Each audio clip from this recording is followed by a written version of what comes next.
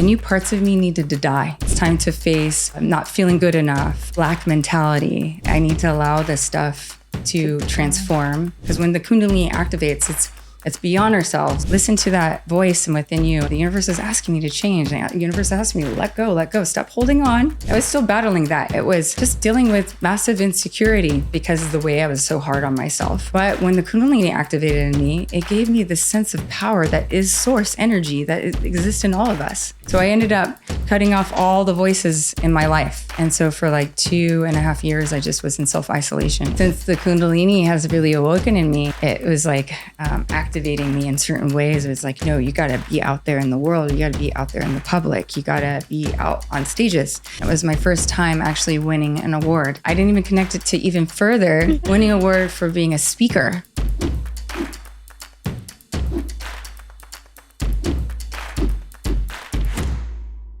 Hello, everyone. Welcome to this episode of FIRSTS, the podcast where we explore the power of first-time experiences and share transformative and inspirational moments in our lives. I'm your host, Regula Fischer, and I'm super excited and full of joy to be here today, live in the studio with Dawn Hoang. Welcome, Dawn. Thank you. It's so wonderful to be here and reconnect with you. So, yeah, really. And sitting here in these orange chairs, we just talked about it, right? We both love orange. Yes. So we're very happy about that. Dawn, you are one of the world's top experts in Kundalini healing, and not just in this healing method or modalities. You're actually mastering over 30, I think, healing modalities, and you're an intuitive advisor and really a master healer, helping people, supporting them through transformations.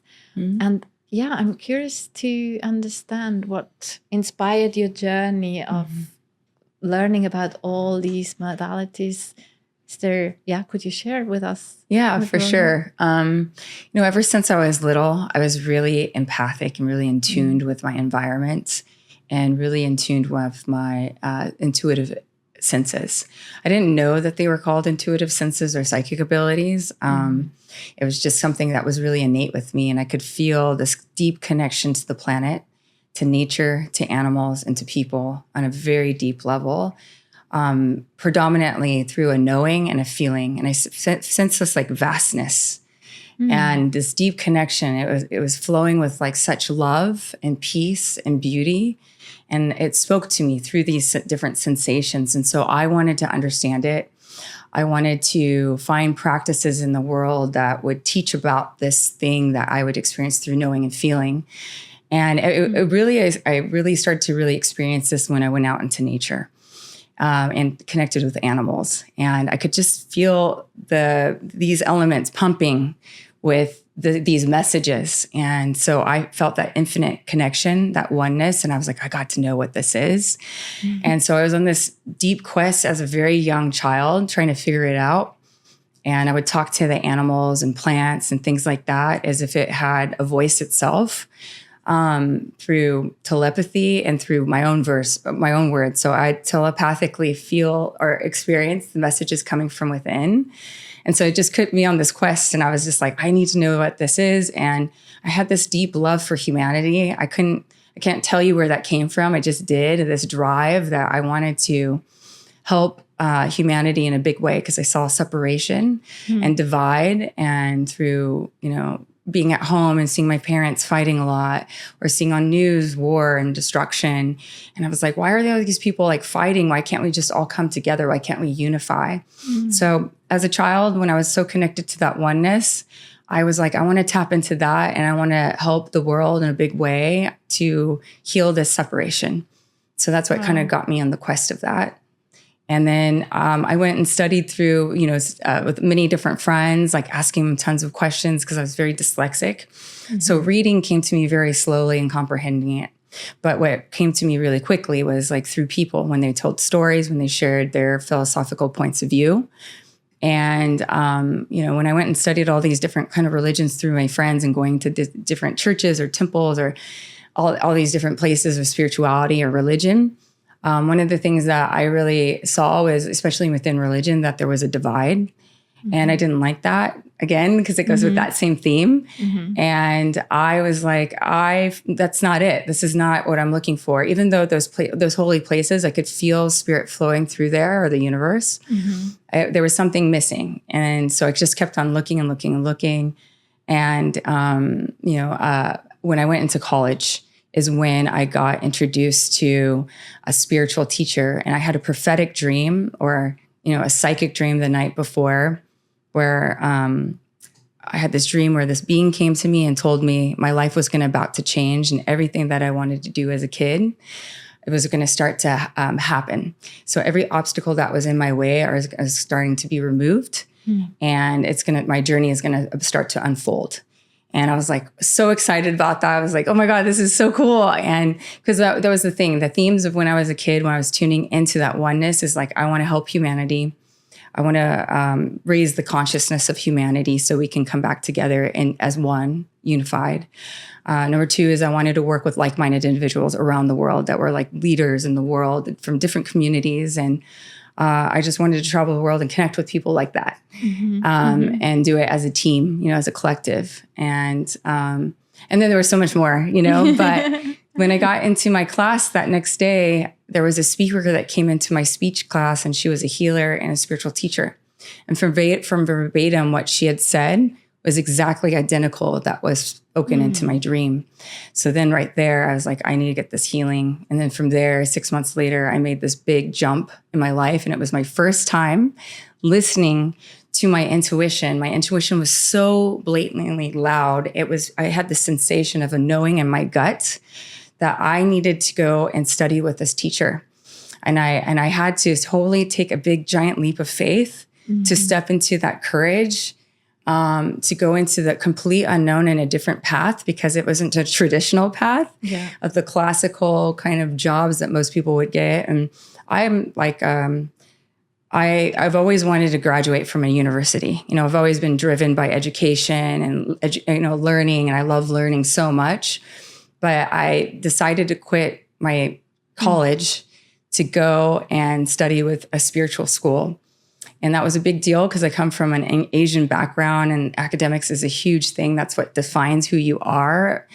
And I hid that for like 2 years from my family. And I went and studied with this spiritual school. And, I'd never at that time had a job or anything, because I came from a very strict upbringing where you weren't supposed to have your job. You're just supposed to be educated. Then you can have your job after you graduate. And because my dad fully wanted me to focus on my academics. And so anyways, I went and studied with the school because that was what lit me up. It was my passion. I wanted to learn spirituality. I wanted to learn different methods of how to heal people. And I thought this was so cool, like for me to go and do this. And I didn't know it could be a job. I didn't know it could be a profession. I just knew it lit me up. And it just felt so right. So that for me was like a huge jump. And I was so grateful that I found this thing that I'd been searching for since I was like 6 years old. I know that sounds weird, but I had this awareness at 6, a lot about the spiritual realm and about humanity and about the planet too. I really care about taking care of the planet, Mother Earth.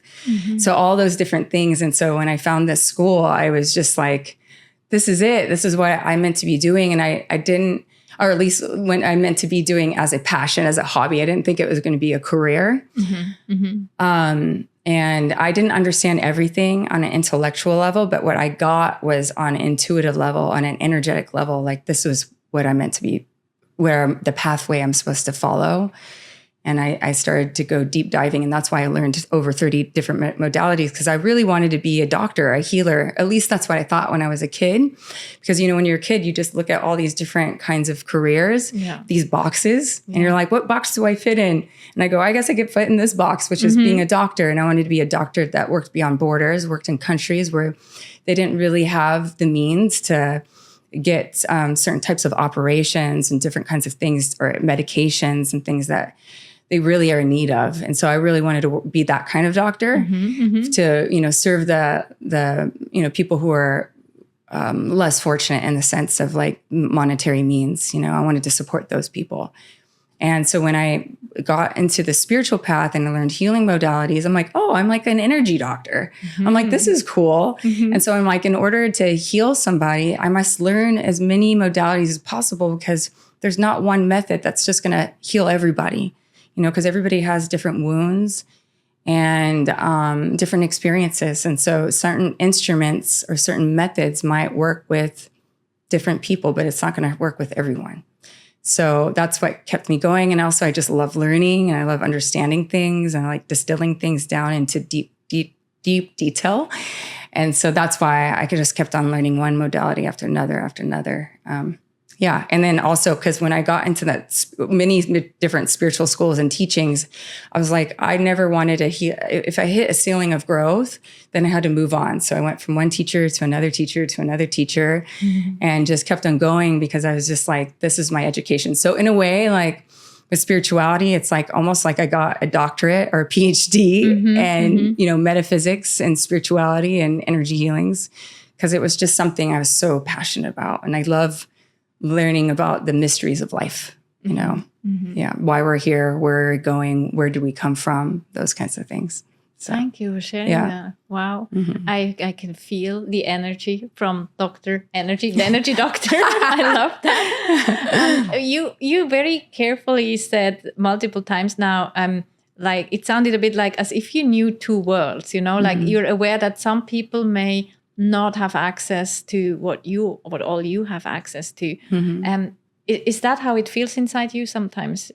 So with the spirituality and the spiritual realm that you live in, you are also part of, I don't know, for lack of a better word, this more materialistic world, right? That I think so many people that drive our life, that drives our life in the Western world, I would say. Do you see it that way as well? Or because you were talking about this separation, right? And do you feel it's still separate, and maybe is there you oneness that you feel in you, or how is it even two worlds that you experience, or is it not? I'm very curious.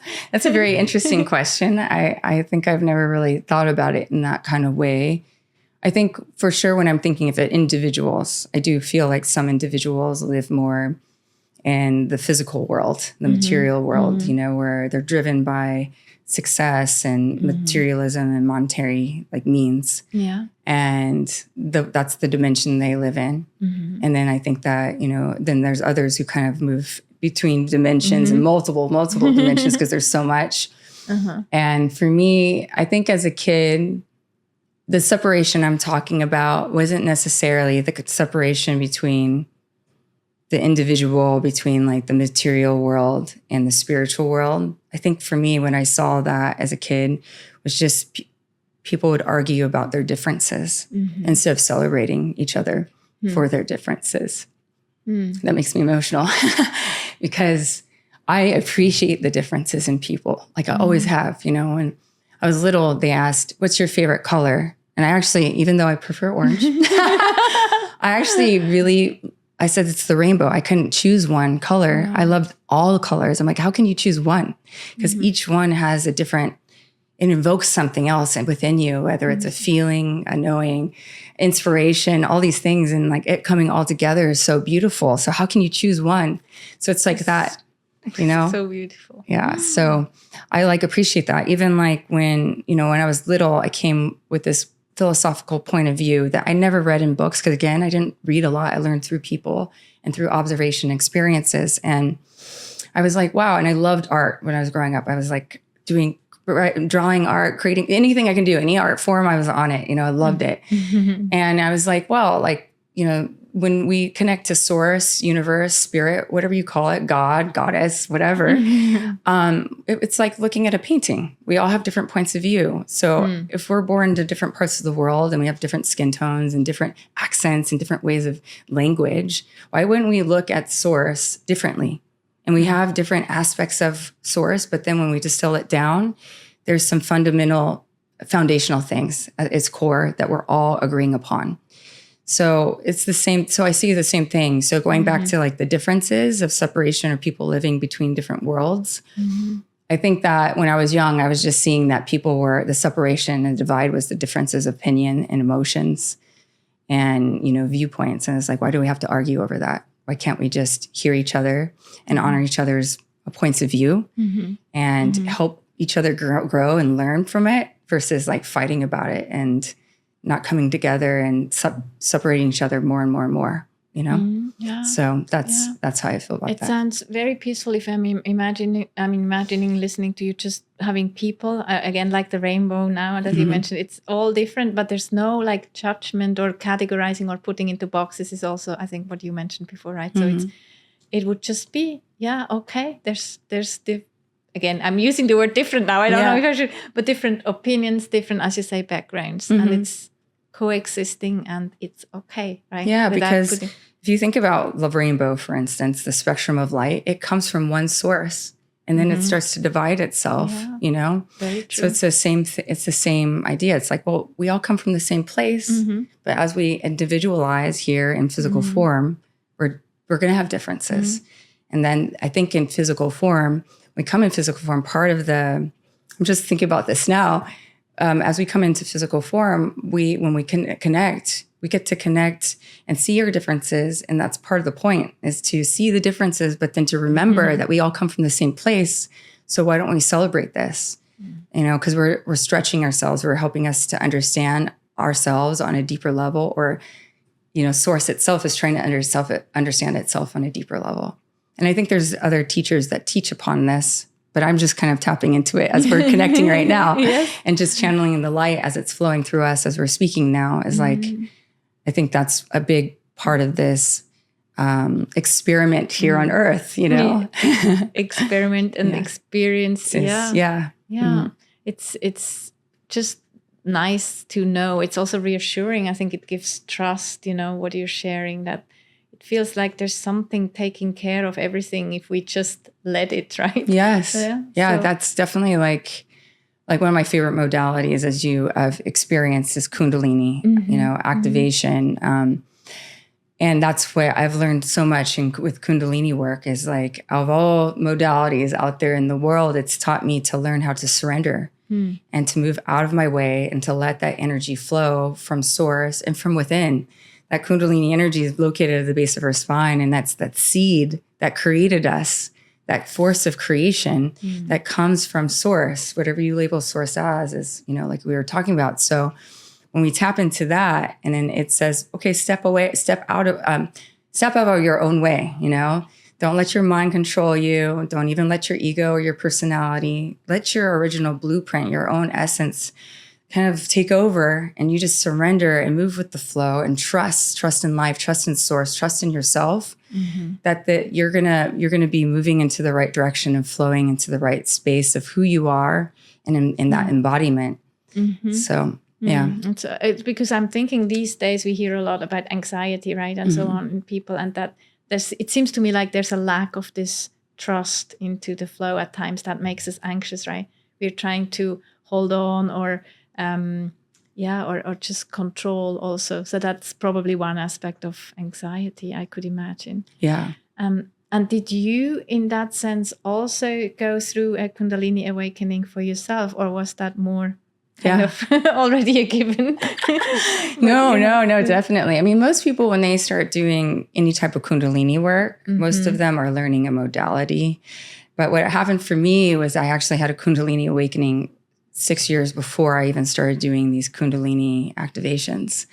And I didn't even really know it. I just wanted to ask you, you were aware or not? I wasn't aware of it. What happened was I was really nervous. I was supposed to be recording for a app actually by Mind Valley called Sovana. And I was really scared. I had like stage fright of the voice. And I was like, oh, this is weird, because I've had stage fright of being in front of the camera, talking in front of groups, even groups of a small table of 5 people at dinner, even with a group of friends. Like I had fright of that, like expressing my emotion. I mean, my opinions, my emotions, my thoughts, my vulnerability. It was very uncomfortable for me. I'm much better one-on-one, having deep dives. I'm, originally at my core, part of my core essence is like an introvert, but there's another aspect of me that is also very much an extrovert. So I'm kind of in between, but I learned to be in between through all this spiritual work that I've done, and through a lot of teachers that pushed me to like open up, pushed me to be more out there in the world, and to connect with more groups, But anyways, like with the Kundalini awakening, it happened when I was afraid of being recorded by my voice. And the person that was there to facilitate this recording was like, well, you feel very confident with doing healing. So why don't we move you into a healing modality? You do that. And then after we do that, then we'll move you back into recording what you just did. And I was like, oh, that's a great idea. So I start doing that. And through that experience, I start to work on him doing all these channeling this energy into his field. As I did, all of a sudden, maybe 15 minutes into the session, this ball of light, and my eyes are closed, and this ball of light comes flying down almost like a comet or a shooting star, boom, right into my crown chakra. And it felt as physical as a basketball or like a soccer ball or football. In Europe, you guys call that. And it just it falls into my head, and it's very solid. And it was this bright light, and it goes straight into my root chakra and into my sacral chakra. And then this big ball expands the ball of light in my root. And I could feel it. And all of a sudden it shoots up into my heart chakra. And all of a sudden tears shot down my eyes. And they weren't tears with emotion. There was just tears that shot down my eyes. And I was like, oh my God. And then I had this vision that was given to me. And it was some past trauma, some past sexual trauma that I had been repressed or suppressed in my memory that I didn't remember visually. And on an intuitive level, I knew that something had happened to me from a place of a knowing, but I didn't have any other reference points that something actually happened to me until this moment. And so as I'm healing this person, I was like, oh my God, what is happening to me? What is this energy? Like, I know this energy is of light. It's good. It feels right, but it's bringing up some trauma of something when I was a kid. Why is it happening right now while I'm working with somebody else? And I kind of was like, okay, I got to put this off to the side because I'm working on somebody else. And this healing is about this person, not about me. So I had to put this off to the side. I went and continued to finish the healing modality. The ball of light and this energy that rose my Kundalini, which I didn't know was with me. I was there and it was staying there. And it went back into my sacral and root chakra, and I held it in my belly, my womb. And then we're done with the healing. He sits down, and I just was like, oh my God. And because I knew him, I was like, can I share something very intimate with you? So I share what happened. And he was like, whoa, that's wild. That's crazy. I was like, I know. And I was like, I don't think I can do the recording today. Like, I have to go. And then for a full year, this energy kept on moving up and down my chakras, giving me the deepest education of my chakras and healing me and giving me visions and knowings and feelings. And I was taken back in time and was clearing me of all this trauma from my childhood. And what happened was it trained me to hold space for me like I do for others. And I had never done that before to this level or degree, but I trusted this energy and this light. And through it, it was my Kundalini. It was educating me. And I learned to listen to it through all my senses because I already had my psychic abilities or intuitive senses that were awakened as a child. But I didn't have names for that then. When I started on my spiritual path proactively learning healing modalities, it was through learning that helped me to understand our different psychic senses or different intuitive senses. I use those words because they're used synonymously. And, so it was the Kundalini that taught me this because I was aware of listening. So I listened and I paid attention to all my senses. And I was like, wow, this energy is here to help me to evolve and help me to break free of what was binding me from my past. And so I thought it was very interesting that happened on the day that I'm supposed to be on this big app. Yes. And being presented more to the world. And I had so much fear about being presented to the world because I'm much more better of like blending in and being a part of a group than standing out on my own. And so it was like a 4-year journey of this energy. So the first year it was so bright and strong. And then the next year, it just kept on changing my life. My life was being like stripped away. All the things that weren't working for me anymore started to deconstruct and start to dissolve, or the things that weren't used in my life, like patterns, the way I interacted with people or the people I invited in my life either would just start to fade out of my life, or something would be almost kind of taken away. And I would go through that loss and that grief, but knew that it was necessary, that it was creating space for me in my life. And so I did have a Kundalini awakening. So through it, I went through ups and downs of emotion.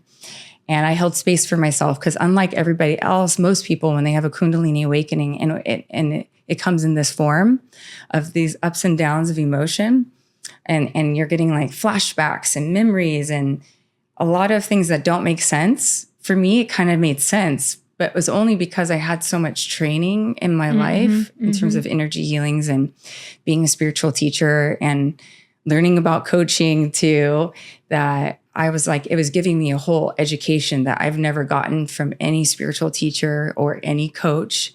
It was all coming from within me, and this energy was educating me.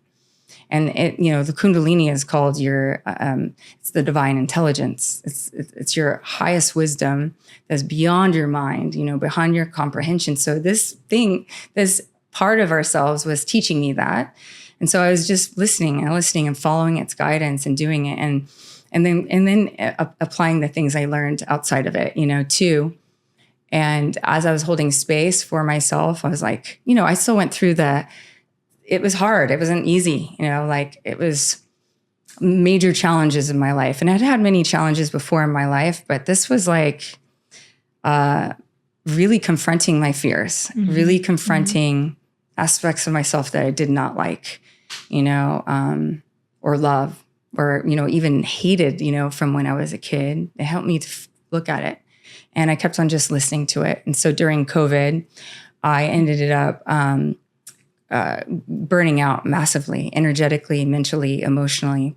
And it was part of my Kundalini awakening that was leading me there, because it was giving me indications like, hey, let go of some of these people in your life.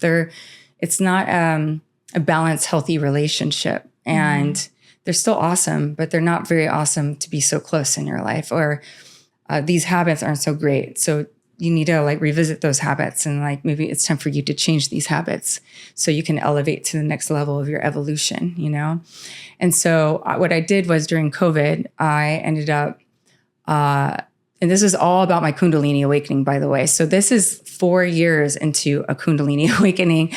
I ended up totally finding, when people go on spiritual pilgrimages to India or to Bali or their eat, pray, love kind of experience. Mine was in LA in my home. I decided that was my sanctuary, and that was where I was my inner temple.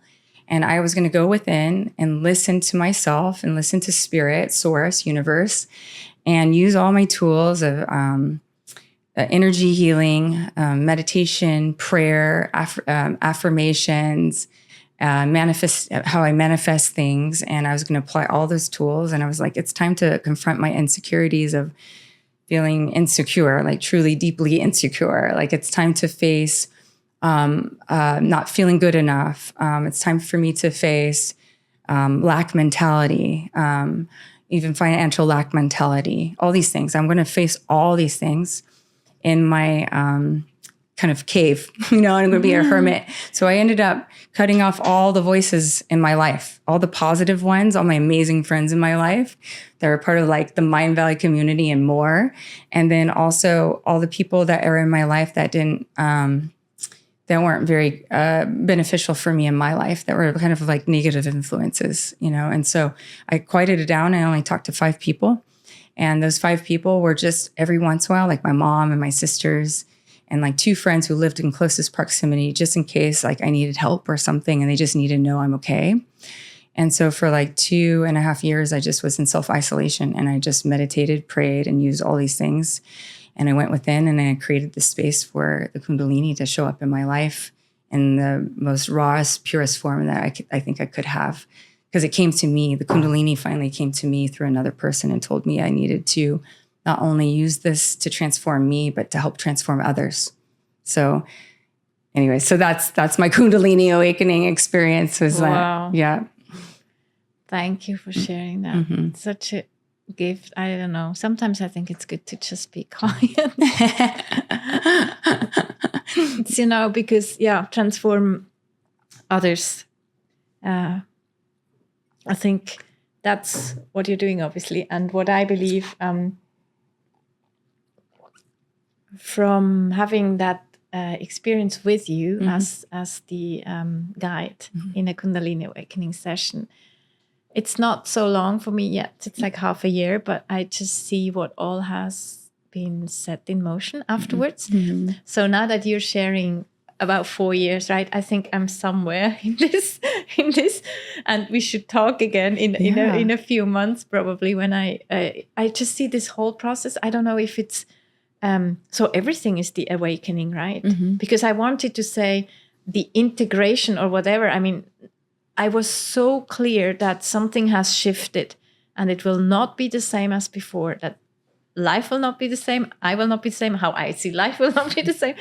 And then more and more started happening over the weeks that followed, also through sexual experiences, for example, like just releases and stuff where I'm aware this is gone now. I think it's gone. It's just like, and it feels so liberating. And at the same time, I'm a bit lost, like, okay.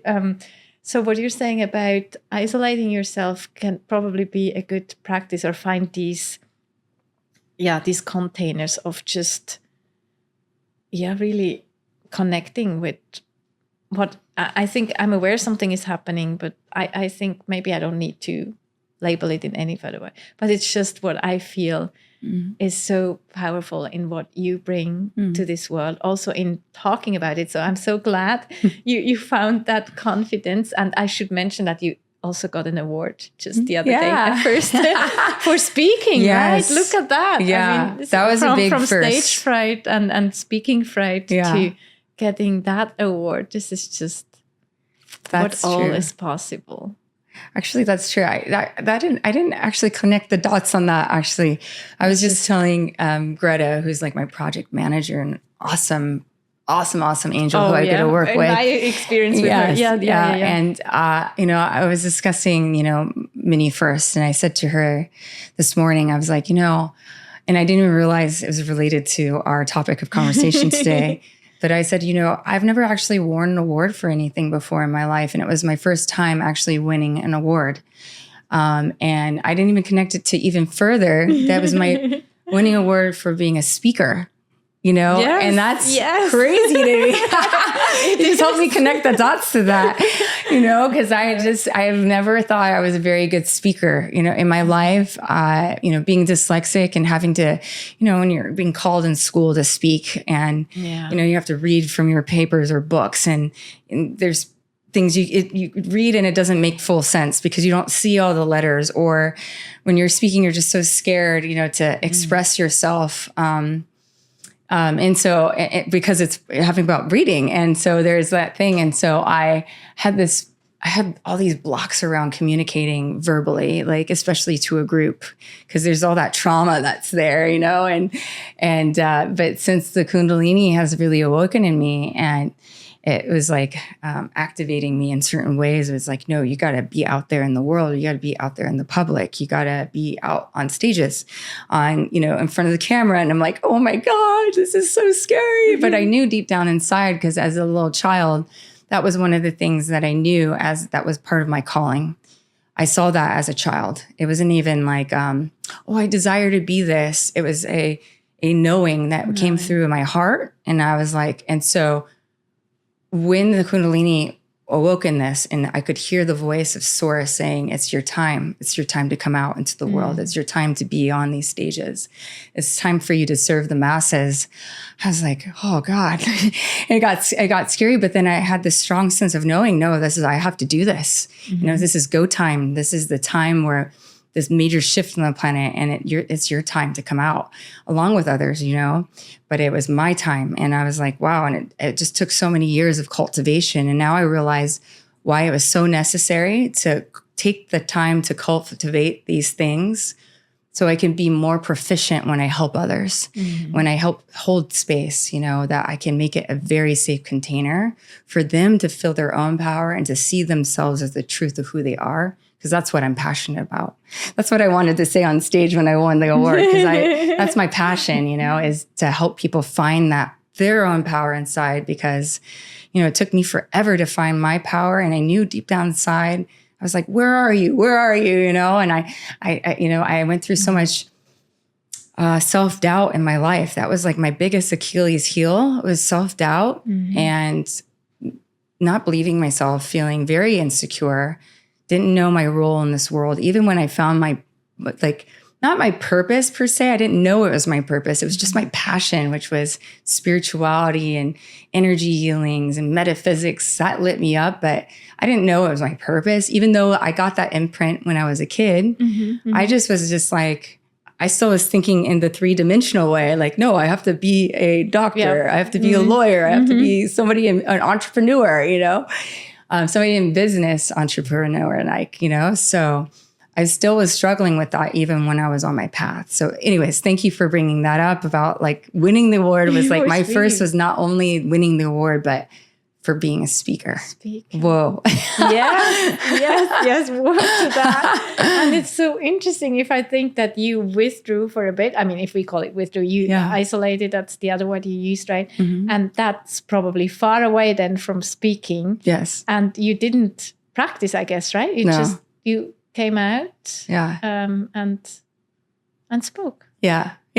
Well, because, I think when your Kundalini is alive, I know.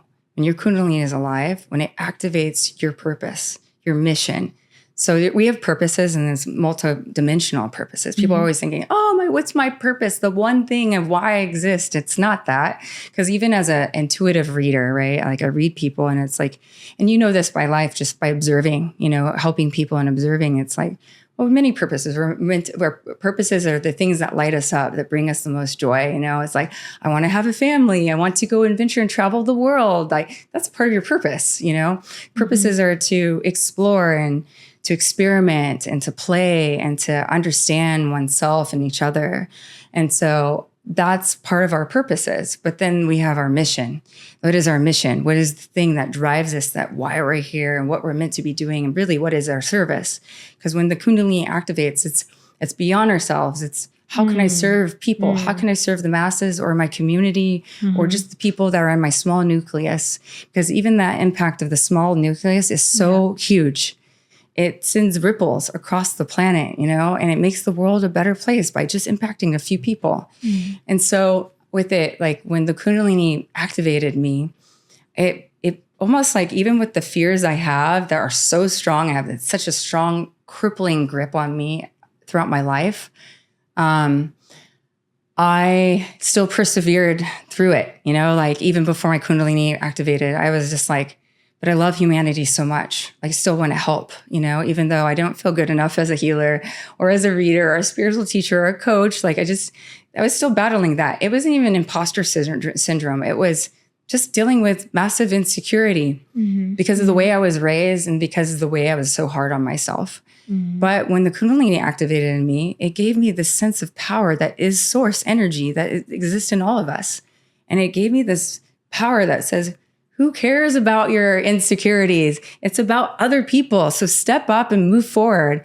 So when that energy activated in me, I was like, I got to say, so anytime I get invited to do something, my personality or the ego will be like, no. And then all of a sudden this Kundalini energy, source energy is like, yes. And I'm like, whoa, okay.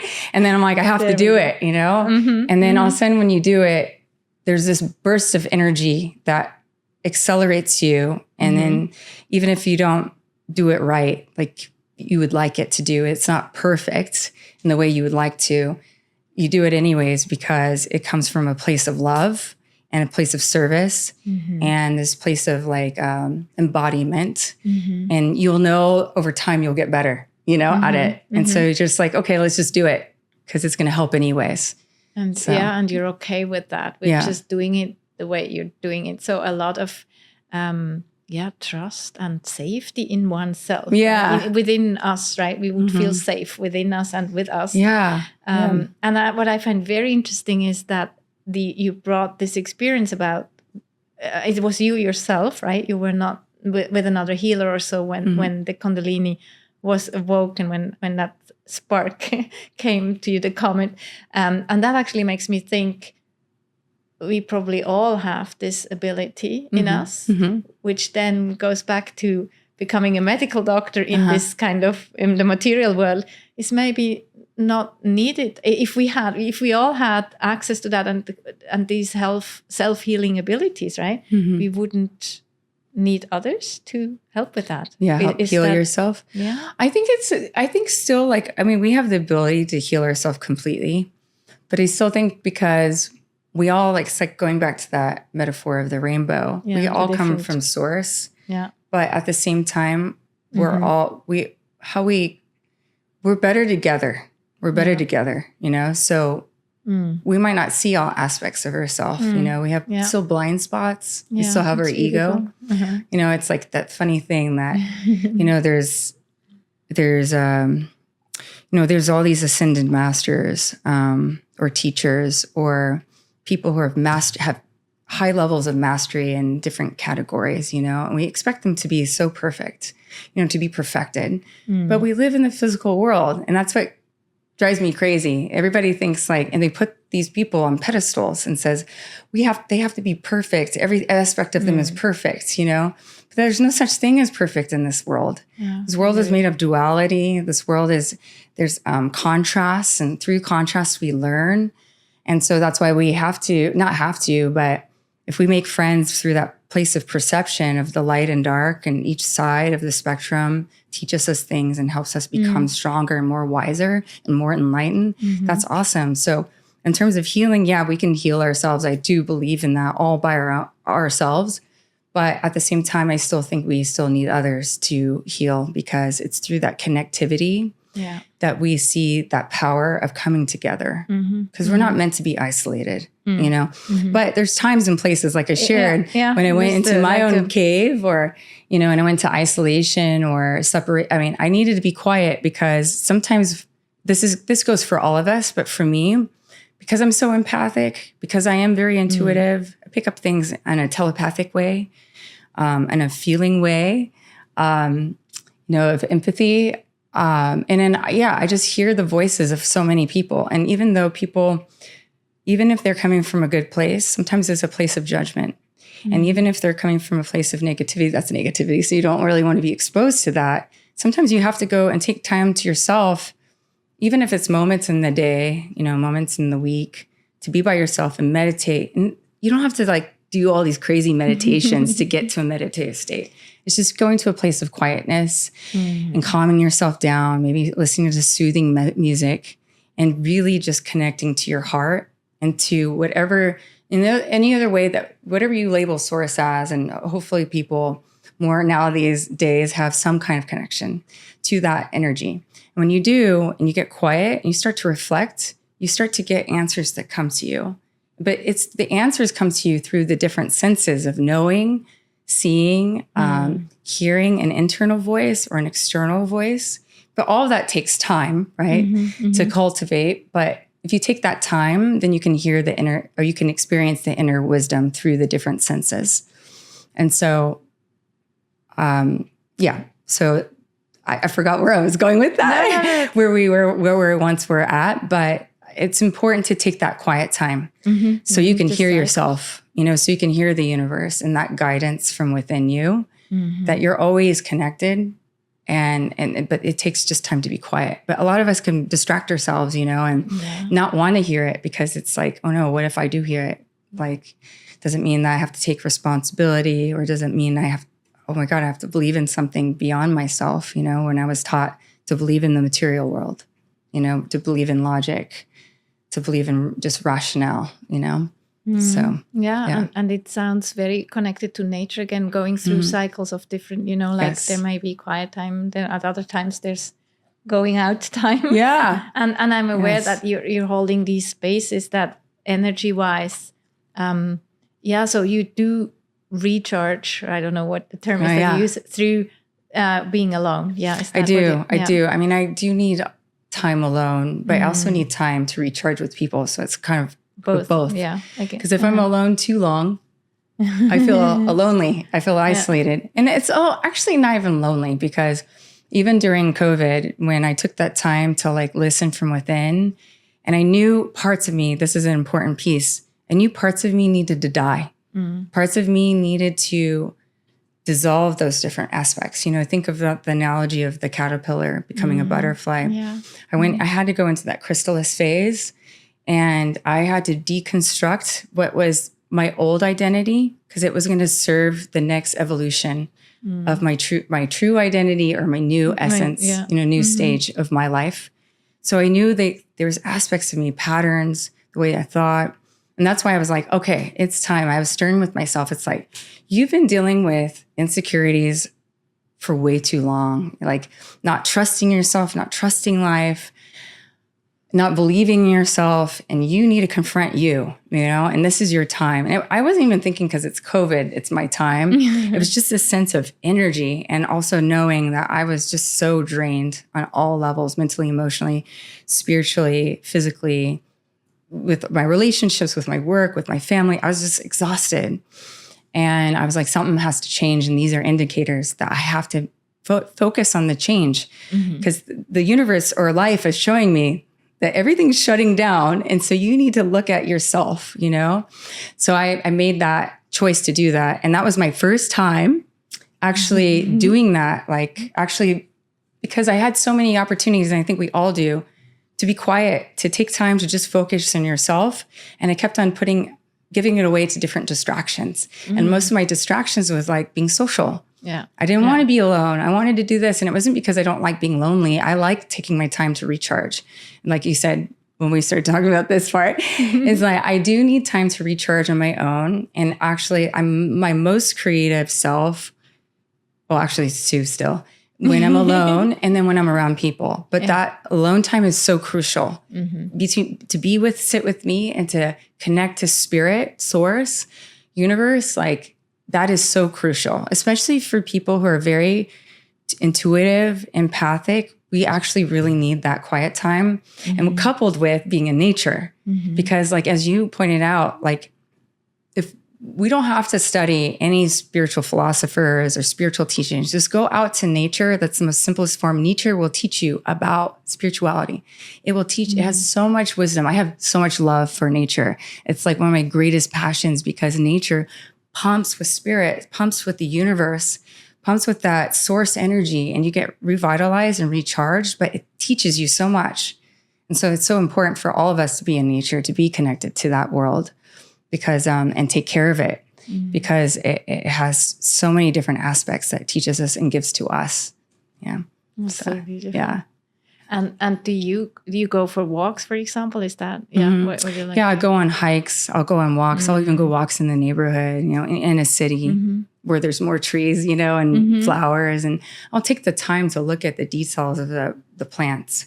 I'll take the time to look at the blades of grass, or see how the light hits the, like a leaf, and seeing the variation in color of with the green, how it lights up in the sun, or at night, how the moonlight hits, everything. Paying attention to those little details actually helps elevate us, helps to heal us, helps us to awaken this innate knowledge that we have within ourselves, and really connect us to that spirit connection.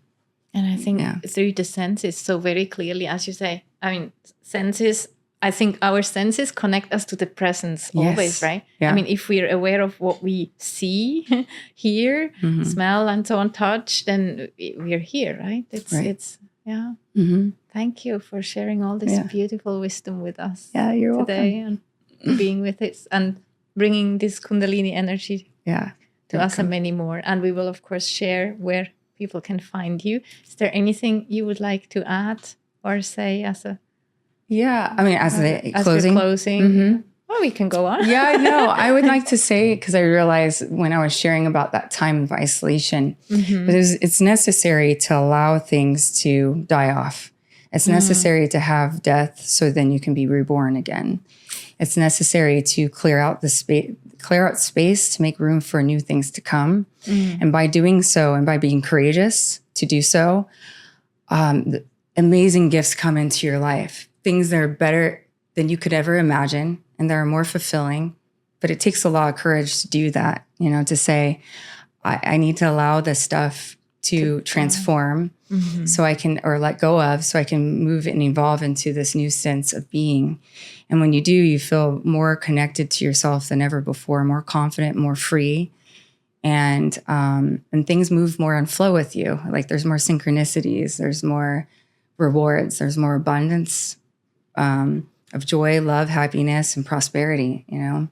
So during this time when we're moving into this new era, from 2024 into 2025, and for those who are spiritual, from the Piscean age to Aquarian age, it's necessary. And that wave of energy is still happening. That transformation. We're moving into, you know, in Asian culture, the year of the snake. And the snake is, which is interesting because I'm coming out into the world with Kundalini energy. And that symbol is the snake. But that snake is the alchemical symbol of transformation and transmutation. So it's transforming all the things that do not, that hold you back, all the things that are not necessary in your life anymore, from your ego to your physicality, all your possessions you own. Like it's helping you to transform so you can evolve into a place of being more centered with your purpose and being more aligned with who you really are. So that process is really important. So if any people are feeling that, I'd say surrender and move with the flow and let it go, because something more beautiful and more powerful is about to enter into all our lives. And so don't buy into the illusion of things when there's turmoil in front of us, hardship, because that's just an illusion and it's testing us. You know, and when we have a stronger mindset, a higher sense of perception of how can this work for us versus, oh, this is taking away from me. This is pulling me down. This is, I want to hold on to this, you know, kind of thing. It's actually helping us to evolve. So I say people to embrace that change because it's going to benefit us more than not. I love that. I love that you're mentioning that, because I wanted to say when you said it's like you used words like it's dying away and so on, right? Which can be scary. Yes. And I think we live in this society where death is rather something scary, right? But if we actually see these transformations that we have the opportunity to embrace, that death is not scary in that sense, right? It's really about that courage to let go and go with the flow, which sounds so much more nourishing than holding against it. And, but we have cultivated this culture. So, and mentioning the snake, that's so interesting, because after the session, I was in with you, that you guided us through the snake. I have been seeing snakes everywhere. It's unbelievable. In nature, you know, on stones, for example, I see shapes like snakes. And my Chinese zodiac is also the snake. Oh, wow. This is amazing. So the snake is coming into my life. And I see also, like you mentioned, the caterpillar, right? Also the snake has some of that, of shedding the skin. Yes. And it is, I think it's so exactly what you're describing. It's scary and liberating. And it just reminds us of these dualities, that there's the whole spectrum of experiences. Yes, exactly. Yeah. No, that's amazing. I love that you, since our session, you've been seeing the signs, you know, because it's like the signs in nature. So it's the signs in our natural environment, which is, you know, even if it's in a city, even if it's in our room, that's still nature. That's our natural environment. Yeah. So you're seeing the signs there, and you're seeing the signs out in physical nature, and like you're being aware of that. And that is intuition. That is having a hypersensitive perception, right? Being aware of that and zooming in on that and seeing the clues. And these clues are showing you about your Kundalini, about this transformation, tapping into your power. So embracing all that, like, and keep on embracing it, doing everything you can, like embracing, going, you know what, even though this doesn't feel good, this feels uncomfortable, but this aspect of me is transforming. I'm releasing it, I'm surrendering, I'm letting go, or it's dying off, and I have to let it go. And so how do I let go of it? Well, I'm just going to accept it. I'm going to accept it and say, I'm going to grieve through it. I might get upset and angry or whatever, but I'm going to grieve through it. And I go, okay, it's time. And that's enlightenment, you know, to notice that and to say, okay, I guess this is my time to release this. So like so many people are at this time period right now, their jobs are changing, you know, like Like my sister's boyfriend, he just got let go of his career that he's been in for a long time. He's really good at it, but he knew deep down inside, it's his time to let go of this. And he was trying to prepare other things to set himself up to win. But then that happened, that shifted where, his company was downsizing, and letting him go and a lot of other employees go.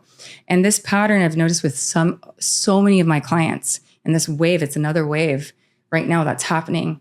And it's forcing people to go into the next level of their career, next level of their calling. And some of these people already know what their next level of their calling is, but it's scary to fully step into it, but it's pushing them to do that. And that's the energy of the snake. The snake is power. So it's like so cool that that's you're born the year of the snake, Yes. It's transformation, transmutation. But the symbol of the snake is power and secret knowledge. It's hidden knowledge. What's the hidden knowledge inside you? That is your purpose. That is your mission here on the planet. And that goes for every single person. And so like in so many ancient teachings, like within Hinduism, when they talk about Kundalini and through ancient cultures like Egypt, Mesopotamia, and so forth, they have the symbols of the snake all over the place. And these symbols are about tuning into that inner divine innate wisdom that is the mysteries of life. Wow. Yeah. So this year will be very interesting. And that's why I wanted to say that, end it with that message is like, it's best for us to just see it and accept it and move with the flow with it rather than fighting it, holding on, or resisting it. Listen to that voice within you and notice the patterns around you and let yourself use it for the force of good and saying, okay, it's asking me, the universe is asking me to change. The universe is asking me to let go, stop holding on. Because holding on is it's like holding on to a back of a horse and the horse is dragging you and you're getting scraped and bruised and cut and bleeding. Instead, just let go. And then you're going to not get so beat up. And then you can, as you surrender, it will move and it will show you the way. Just like when I was in my cave in LA and then I moved out of my way and then the Kundalini outside from somebody else came in and spoke to me and said, this is your next phase of your evolution. This is your calling. This is what you're meant to be doing, is to wake up people's Kundalini so they can step into their power. And I'm so glad that's what you're doing. Yeah. And I'm so glad you're speaking. Thank you. Thank you. You need to continue, please. Thank you. Oh, thank you so much. Thank you so much, Dawn, for being here. Yeah. And I'm excited to see what firsts will come up in the year of the snake. Thank you. As we move. Thank you very much. You're welcome. Thanks, everyone. If you like today's episode, it would mean the world to us if you like it and share it with anyone who could need a boost in love, courage, and connection with their intuition. We would also love to hear from you. What are your reflections on this episode? What have you learned? What would you like to discover after learning from Dawn? We'll see you next first time. Until then, much love and courage. Ciao.